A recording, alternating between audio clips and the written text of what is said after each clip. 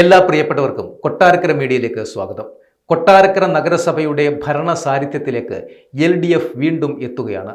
കൊട്ടാരക്കര നഗരസഭയുടെ പുതിയ അധ്യക്ഷയായി CPMലെ അനിത ഗോപകുമാറും ഇന്ന് ചുമതലയേൽക്കും. നഗരസഭാ കൗൺസിൽ ഹാളിൽ വെച്ച് ഇന്ന് നടക്കുന്ന തെരഞ്ഞെടുപ്പോടെ ഭരണസമിതിയുടെ ഔദ്യോഗിക നേതൃമാറ്റം പൂർത്തിയാകുകയും ചെയ്യും. ഒരു പ്രവർത്തന ശൈലി കാണാൻ കഴിയും.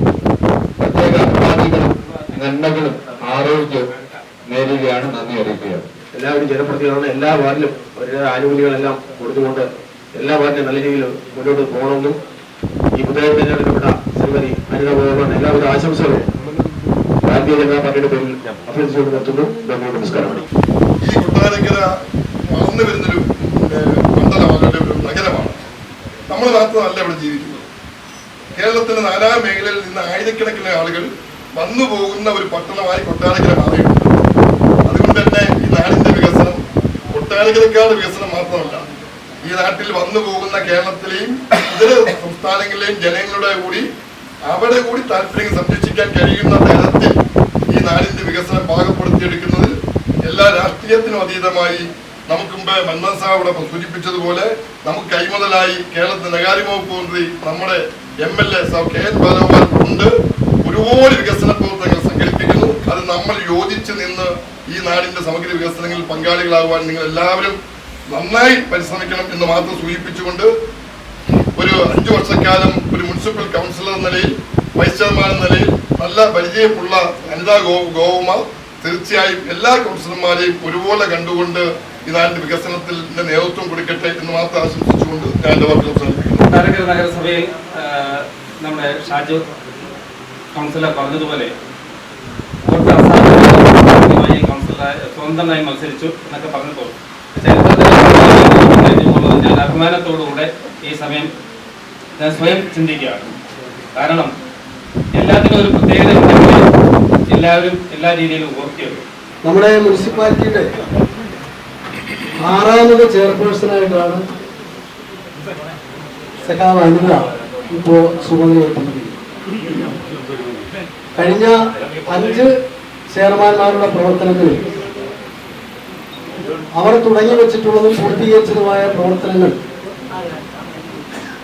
കൂടുതൽ ഊർജ്ജസ്വലമായി മുൻപോട്ട് കൊണ്ടുപോകാൻ സഖാവ് അനിതയ്ക്ക് കഴിയും എന്ന് പ്രത്യാശിക്കുക. കാരണം ഏത് രംഗത്തും പ്രവൃത്തി പരിചയം ഒരു പ്രധാന ഘടകമാണ്. പക്ഷെ നമ്മളെ സംബന്ധിച്ചിടത്തോളം കൊട്ടാരക്കര നഗരസഭയ്ക്ക് നേരത്തെ ഇവിടെ പറഞ്ഞതുപോലെ തന്നെ ഒട്ടേറെ വികസന പ്രവർത്തനങ്ങൾ നടത്തുവാനുണ്ട്. അത് ശ്രീ SR രമേശനും ഷാജുവിനും ഉണ്ണികൃഷ്ണനും ആ നല്ല കാര്യങ്ങൾ എടുക്കുന്ന തീരുമാനങ്ങൾക്ക് അനുയോജ്യമായ നല്ല തീരുമാനം ഞങ്ങളുടെ ഭാഗത്തുണ്ടായിട്ടുണ്ട്. നാടിന്റെ വികസനമാണ് മുഖ്യ ലക്ഷ്യം. അതിന് രാഷ്ട്രീയ CPM എന്നോ CPI എന്നോ കേരള കോൺഗ്രസ് കോൺഗ്രസ് എന്നോ നോക്കാതെ എല്ലാ കാര്യങ്ങളും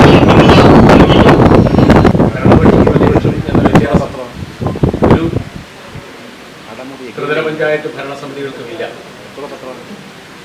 എല്ലാവരും തെരഞ്ഞെടുക്കപ്പെട്ടാൽ ഒരുമിച്ച് ചേർന്നുകൊണ്ട് മുന്നോട്ട് പോകാൻ ബാധ്യതപ്പെട്ടവരാണ് എന്നാണ് അതിന്റെ പറയുന്നത്. കഴിഞ്ഞ മുനിസിപ്പൽ കൗൺസിൽ നടത്തിവെച്ച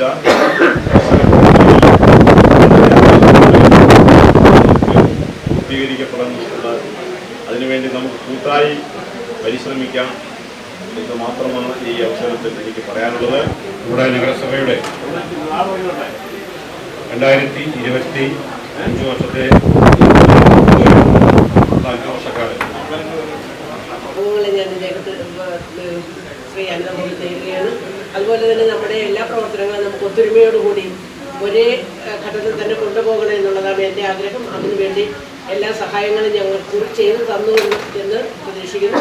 അതുപോലെ തന്നെ എനിക്കൊരു ആവശ്യം പറയാനുള്ളതെന്ന് നമ്മുടെ റെയിൽവേ സ്റ്റേഷൻ ബെമ്പാങ് ആ സൈഡിൽ റോഡ് എപ്പോൾ വേണമെങ്കിലും ഏതൊരു വണ്ടി വന്നാലും നിലം പതിക്കത്തക്ക രീതിയിൽ കിടക്കുകയാണ്. അന്ന് ശ്രദ്ധയിൽപ്പെടുത്തുന്നു എന്ന് മാത്രം അതൊന്ന് ശ്രദ്ധിച്ചാൽ വളരെ ഉപകാരമായി. ആരായാലും അപകടത്തിലേക്ക് ചെന്ന് ചാടാതിരിക്കാൻ വേണ്ടിയാണ് ഞാൻ പറയുന്നത്. അതൊന്ന് ശ്രദ്ധിക്കണം. എല്ലാവർക്കും എൻ്റെ വിനീതമായ നമസ്കാരം. കഴിഞ്ഞ 1-2 മാസക്കാലയോളമായി നിങ്ങളുടെ കൃത്യമായ ആസൂത്രണം ചെയ്ത് നിങ്ങളുടെ എവിടെയും സഹകരണത്തോടുകൂടി നടപ്പായ ഒരു തെരഞ്ഞെടുപ്പ് പ്രക്രിയയുടെ ഏകദേശം അവസാന ഭാഗമാണ് ഇന്ന് നടന്നത്. അവസാനമെങ്കിലും ഏറ്റവും പ്രധാനപ്പെട്ട ഒന്നാണ് ചെയർപേഴ്സൺ തെരഞ്ഞെടുപ്പ്. അപ്പോൾ ഈ അവസരത്തിൽ ചെയർപേഴ്സണായി തിരഞ്ഞെടുക്കപ്പെട്ട പ്രിയപ്പെട്ട അനിത ഗോപകുമാർ മാഡത്തിന് ആർഒയുടെ പേരിലുള്ള ആർഒയുടെ സ്റ്റാഫിൻ്റെ പേരിലുള്ള മുഴുവൻ അഭിനന്ദനങ്ങളും ആശംസകളും നേരുന്നു. കഴിഞ്ഞ 5 വർഷക്കാലം കൗൺസിലറായും 2 വർഷക്കാലം വൈസ് ചെയർമാനായും പ്രവർത്തിക്കാൻ കഴിഞ്ഞു. ഇപ്പോൾ അതിലും വലിയ ഒരു ഉത്തരവാദിത്വമാണ് നിങ്ങൾ എന്നിൽ ഏൽപ്പിച്ചിരിക്കുന്നത്. അത് കൃത്യമായി നടപ്പാക്കുന്നതിന് വേണ്ടിയും എല്ലാവരും ഒറ്റക്കെട്ടായിട്ട് പ്രവർത്തിച്ചെങ്കിൽ മാത്രമേ നമ്മൾക്ക് കൊട്ടാരക്കരയുടെ നല്ല വികസനം പൂർത്തീകരിക്കാനായിട്ട് സാധിക്കുകയുള്ളൂ. അതുകൊണ്ട് എല്ലാവരും ഒറ്റക്കെട്ടായിട്ട് പ്രവർത്തിക്കണം, കൂടെ നിൽക്കണം എന്ന് മാത്രമാണ് ഇപ്പോൾ പറയാനുള്ളത്. അതുപോലെ തന്നെ കൊട്ടാരക്കര MLAയും ബഹുമാനപ്പെട്ട ധനകാര്യ വകുപ്പ് മന്ത്രിയും മന്ത്രി ബാലഗോപാൽ സാർ അടക്കം വികസന പ്രവർത്തനങ്ങൾ, ശരിക്കും പറഞ്ഞാൽ നമ്മുടെ വികസന പ്രവർത്തനങ്ങൾ 60% കൊട്ടാരക്കര നഗരസഭയിലൂടെയാണ് പോകുന്നത്. ആ വികസന പ്രവർത്തനങ്ങൾ ഏറ്റവും നല്ല രീതിയിൽ മുൻപന്തിയിലേക്ക് കണ്ടെത്തിക്കാൻ സാധിക്കുന്നത് നമ്മുടെ കൊട്ടാരക്കര നഗരസഭയിൽ ഉള്ള 30 കൗൺസിലർമാരും ഒരുമിച്ച് ചേർന്ന് പ്രവർത്തിച്ചെങ്കിൽ മാത്രമേ പറ്റുള്ളൂ. അതുകൊണ്ട് എല്ലാവരും നല്ല രീതിയിൽ ഒരേപോലെ പ്രവർത്തിക്കണം, കൂടെ ഉണ്ടാവണം. അതുപോലെ തന്നെ അത് പൂർത്തീകരിക്കുകയാണെന്നുള്ളതാണ് നമ്മുടെ ലക്ഷ്യം. അതുപോലെ നമ്മുടെ നഗരസഭയിൽ തുടങ്ങിയതും ഇനി തുടങ്ങാനുമായിട്ടുള്ള വിവിധതരം പ്രവർത്തനങ്ങളുണ്ട്. എല്ലാം എടുത്തു പറയുന്നില്ല എങ്കിൽ പോലും മാർക്കറ്റ്, സാംസ്കാരിക നിലയം, ബാലകൃഷ്ണപിള്ള സാറിൻ്റെ പ്രതിമ, പ്രൈവറ്റ് ബസ് സ്റ്റാൻഡ്, കുടിവെള്ളം, വാട്ടർ കണക്ഷൻ, നഗരസഭാ മന്ദിരം, ട്രാഫിക് പ്രശ്നം, ഇവ സംയോജിതമായി നമുക്ക് പൂർത്തീകരിക്കണം എന്നുണ്ടെങ്കിൽ എല്ലാവരും ഒരുമിച്ച് നിൽക്കണം. എല്ലാ വിജയത്തിൻ്റെ ഒരു അടിസ്ഥാനം കൂട്ടായ്മയുടെ വിജയമാണ്. അത്തരത്തിൽ കഴിഞ്ഞ ഒരു കൗൺസിൽ വളരെ കൂട്ടായ്മയോടെയാണ് 29 പേര് പ്രവർത്തിച്ചത്. അത്തരത്തിൽ തന്നെ ഈ 30 പേരും ഒരുമിച്ച് നിന്നാൽ നമുക്ക് വലിയ വിജയങ്ങൾ കൊട്ടാരക്കരയ്ക്ക് നേടിയെടുക്കാൻ കഴിയും എന്ന് പ്രത്യാശിക്കുന്നു. ഇന്ന് രാവിലെ 10:30 ചെയർപേഴ്സൺ തെരഞ്ഞെടുപ്പ് നടക്കുക. തുടർന്ന് ഉച്ചയ്ക്ക് 2:30 വൈസ് ചെയർമാൻ തെരഞ്ഞെടുപ്പും നടക്കും. LDFിലെ മുൻ ധാരണ പ്രകാരമാണ് ഇരു നേതാക്കളും നഗരസഭയുടെ തലപ്പത്തേക്ക് എത്തുന്നത്. തെരഞ്ഞെടുപ്പ് നടപടികൾ പൂർത്തിയാക്കുന്ന മുറയ്ക്ക് ഇരുവരും സത്യപ്രതിജ്ഞ ചെയ്ത് അധികാരമേൽക്കുകയും ചെയ്യും. കണക്കിലെ കരുത്ത് LDFിന് 30 അംഗ കൗൺസിലിൽ 17 സീറ്റുകളുമായി വ്യക്തമായ ഭൂരിപക്ഷമാണ് LDFിനുള്ളത്.